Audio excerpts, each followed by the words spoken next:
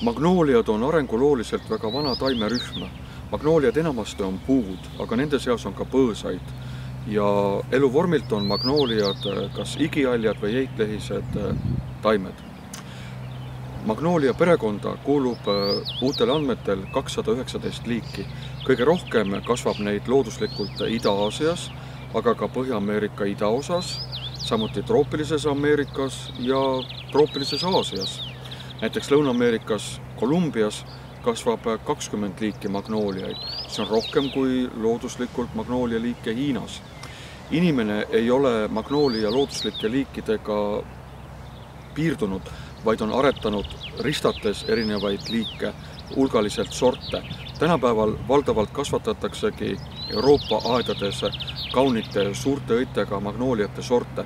Magnooliad on väärtuslikud selle poolest, et nende õied on eksootilised, suured, sageli puhkevad varakevadel enne lehtimist, aga on ka selliseid magnooliate esindajaid, kes puhkevad alles kesksuvel ja kelle õisi või üksikuid õisi jätkub kuni sügiseni välja.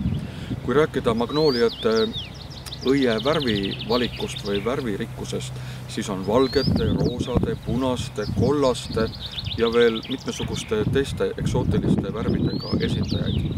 Kui magnoolia endale aeda muretseda, sest et ega Eestis ülearu sageli magnooliaid ju koduaedades ei näe, aga uuemal ajal on nende istikuid saada, siis arvestama peaks sellega, et magnoolia ei talu väga hästi ümber istutamist ja magnoolia juurestik on üsna pinnapealne.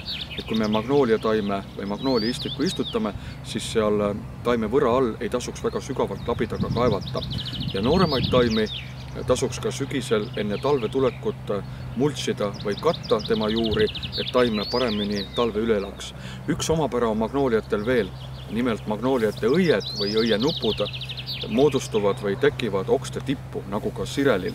Seetõttu magnooliad taluvad küll pügamist, kuid õitsevad pügades või pügamisjärgselt palju vähem, sest me lõikame lihtsalt pügamisega õied ära.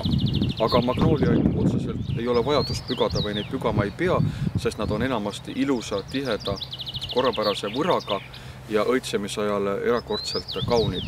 Kui magnooliad õitsevad kas parkides, aedades või ka botaanikaias, siis tuleb palju inimesi neid uudistama ja ei tasu mitte ainult magnooliat eemalt vaadata, vaid magnoolia õie sisse tasub pilk heita ja koguni neid nuusutada, sest sageli on magnoolia väga hea, hurmava, magusa, tugeva lõhnaga.